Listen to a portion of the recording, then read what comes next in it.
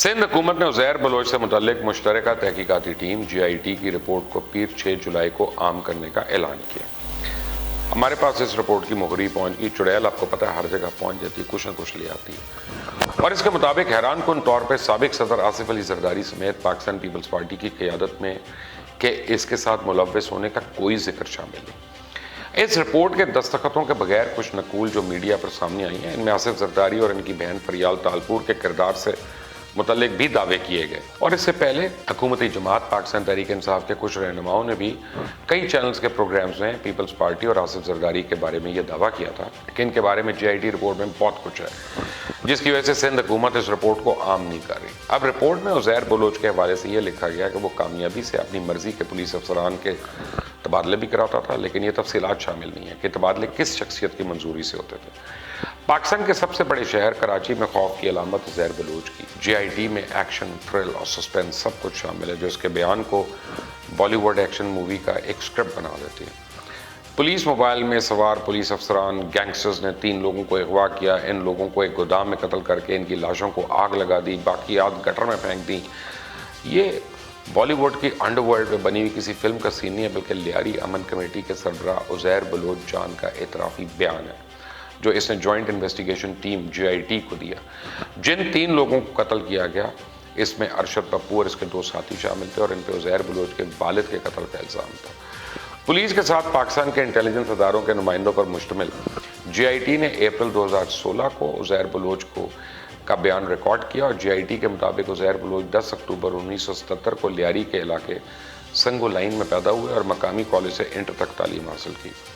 عزیر سن 2000 میں اپنے والد فیض محمد بلوچ کے ٹرانسپورٹ کے کاروبار میں شامل ہوا، اور عزیر بلوچ نے جنرل پرویز مشرف کے پہلے بلدیاتی انتخاب میں 2001 میں لیاری کے ٹاؤن ناظم کا الیکشن بھی لڑا، لیکن کامیاب نہیں ہوا۔ عزیر کی زندگی میں اس وقت تبدیلی آئی جب سن 2003 میں اس کے والد فیض محمد بلوچ کے اغوا کے بعد قتل کر دیا گیا، اور بدلہ لینے کے لیے عزیر نے رحمان ٹکیت کے گینگ کو جوائن کر لیا۔ عزیر بلوچ کے والد کے قتل کا الزام ارشد پپو گینگ پہ آیا، اور عزیر بلوچ نے GIT کو بتایا کہ اس نے پولیس کی مدد سے ارشد پپو کو مار کے اپنے والد کے قتل کا بدلہ لیا۔ GIT رپورٹ کے مطابق 2013 کو 16 اور 17 مارچ کی شب 3 پولیس انسپیکٹرز، دیگر اہلکار اور اپنے کارندوں کے ساتھ ارشد پپو، یاسر عرفات اور شیرہ پٹھان کو انہوں نے اغوا کیا، اور یہ واردات پولیس موبائلز کے ذریعے کی گئی، جس کا انتظام انسپیکٹر جاوید نے کیا۔ GIT کو دیے گئے بیان میں عزیر نے بتایا کہ ان 3 گودام لے جایا گیا جہاں انہیں قتل کیا گیا، اور ان کی لاشوں کو آگ لگا دی گئی اور باقیات کو گٹر میں پھینک دیا گیا۔ اب اپنے سب سے بڑے مخالف ارشد پپو کو راستے سے ہٹانے کے بعد عزیر بلوچ خود لیاری کا کنگ بن گیا۔ GIT کے مطابق عزیر 2006 سے لے کے 2008 تک مختلف الزامات میں سینٹرل جیل میں قید بھی رہا۔ 2008 میں رحمان ٹکیٹ کے پولیس مقابلے میں ہلاکت کے بعد عزیر بلوچ نے گینگ کی کمان سنبھال لی اور پیپلز امن کمیٹی کی بنیاد رکھی، اور قتل کے 198 واقعات GIT کے مطابق عزیر بلوچ نے بالواسطہ یا بلا واسطہ قتل کے 198 واقعات میں ملوث ہونے کا اعتراف کیا۔ ان ہلاک ہونے والوں میں گینگ وار کے علاوہ لسانی اور سیاسی مذہبوں بنیادوں پہ کیے گئے قتل بھی شامل ہے۔ اس نے یہ بھی بتایا کہ سن 2012 کو ڈالمیا سے حاجی اسلم اور اس کے 2 بیٹوں کو طلب کیا اور انہیں بابا لاڈلا کے حوالے کیا تاکہ منشیات فروش حنیف بلوچ کے قتل کا بدلہ لے سکیں۔ بعد میں اس کے ساتھیوں نے تینوں قتل کر کے لاش نامعلوم جگہ پہ دفنا دی۔ کباڑی مارکیٹ میں ہونے والی ہلاکتوں کا اعتراف عزیر بلوچ نے شیر شاہ کباڑی مارکیٹ میں حملے اور ہلاکتوں کا بھی اعتراف کیا، اور خیال رہے کہ وہاں 11 تاجروں کے قتل کے بعد شہر میں ہنگامہ آرائی شروع ہو گئی تھی اور تشدد کے واقعات میں مزید 14 افراد ہلاک ہو گئے۔ عزیر بلوچ نے GIT کو بتایا کہ 19 اکتوبر 2010 کو کباڑی مارکیٹ میں اس کے کارکنوں جبار لنگڑا، نثار فدا اور دیگر نے ایک سیاسی جماعت کے 11 ہمدردوں کو قتل کیا جو اسی جماعت کو چندہ دیتے تھے۔ پولیس اور رینجرز پہ حملے، عزیر بلوچ نے 4 پولیس اہلکار اور 2 رینجرز اہلکاروں کے قتل کا بھی اعتراف کیا، اور GIT کو عزیر نے رینجرز کے حوالدار منیر اور حوالدار اعجاز کے بارے میں بتایا کہ مارچ 2013 میں شیر محمد شیخ عرف شیرو جو کہ MQM الطاف کا کارکن تھا، اس نے بتایا کہ اس نے رینجرز کے 2 اہلکاروں کو اغوا کیا جو اس کے گینگ کے بارے میں معلومات جمع کر رہے تھے اور ان کا تعلق رینجرز کے انٹیلیجنس ونگ سے ہے۔ عزیر بلوچ کے بیان کے مطابق اس نے انہیں 2 روز انتظار کرنے کا حکم دیا۔ رینجرز حکام نے اس سے رابطہ کر کے لاپتہ اہلکاروں کے بارے میں معلومات کی، لیکن انہوں نے لا علمی کا اظہار کیا۔ ملزم نے شیرو کو دونوں کو ہلاک کرنے کو حکم دیا اور کہا یہ اس طرح قتل کیے جائیں کہ لگے کہ MQM اس میں ملوث ہے۔ 2010 میں پولیس تھانے کلری بغدادی پر حملہ۔ عزیر بلوچ کے مطابق انسپیکٹر آصف منور نے بھتہ بڑھانے کے لیے شیراز کا کامریڈ کے جوئے کے اڈے پہ چھاپا مارا اور اس نے انسپیکٹر آصف منور کو ٹیلی فون کیا اور کہا کہ چھاپا کیوں مارا ہے، تو اس نے بدتمیزی سے جواب دیا۔ اس کے بعد انہوں نے اپنے کارندوں کو حملہ کرنے کا کہا، جس میں پولیس کی بختر بند گاڑی کو نقصان پہنچا۔ 2010 میں بھتے کے معاملے پہ انسپیکٹر چاکیوڑا بابر ہاشمی اور ڈی ایس پی سرور کمانڈو نے جبال لنگڑا کے اڈے پہ چھاپا مارا۔ اس کے بعد اس نے جدید اسلحے ایس ایم جیز اور ایل ایم جیز اور بمز کے ساتھ پولیس اسٹیشن چاکیوڑا، پولیس اسٹیشن کلا کوٹ اور پولیس ہیڈ کوارٹرز پہ حملہ کر دیا۔ عزیر بلوچ نے جی آئی ٹی کو یہ بتایا کہ اس کے پولیس ساتھ گہرے تعلقات بھی رہے ہیں۔ اس نے ایس پی اقبال بھٹی کو ٹی پی او لیاری تعینات کرایا۔ اس کے علاوہ وہ 7 انسپیکٹرز اور سب انسپیکٹرز کو لیاری کے مختلف تھانوں پہ ایس ایچ او تعینات کرایا تاکہ وہ اس کی اور اس کے کارندوں کی مدد کر سکیں۔ تاہم جی آئی ٹی میں یہ واضح نہیں ہے کہ کس کے ذریعے یہ تبادلے ہوئے۔ عزیر بلوچ نے جی آئی ٹی کو بتایا کہ 6 نومبر 2012 کو اس کے دوست امین بلیدی نے لیاری ٹاؤن کے نائب ناظم ملک محمد خان کو گولی مار کر قریب قتل کر دیا کیونکہ وہ بلوچ کے خلاف بیانات دیتا تھا۔ ملک محمد خان کا تعلق پاکستان پیپلز پارٹی سے تھا۔ ان کی ہلاکت کے بعد لیاری میں آپریشن شروع ہوا۔ عزیر بلوچ نے چیل چوک آپریشن کا حوالہ دیتے ہوئے کہا، اس نے اپنے کارندوں کو حکم دیا کہ پولیس کو چیل چوک تک محدود کریں تاکہ وہاں فائرنگ کے تبادلے میں 4-5 پولیس اہلکار اور عام شہری ہلاک اور زخمی ہو گئے۔ عزیر بلوچ نے دوران تفتیش ایرانی شہریت کا بھی اعتراف کیا اور جی آئی ٹی رپورٹ کے مطابق عزیر نے اقرار کیا کہ اس کے رشتہ دار خاتون عائشہ ایران کی مستقل رہائشی ہیں جن کے پاس پاکستان اور ایران دونوں کی شہریت ہے۔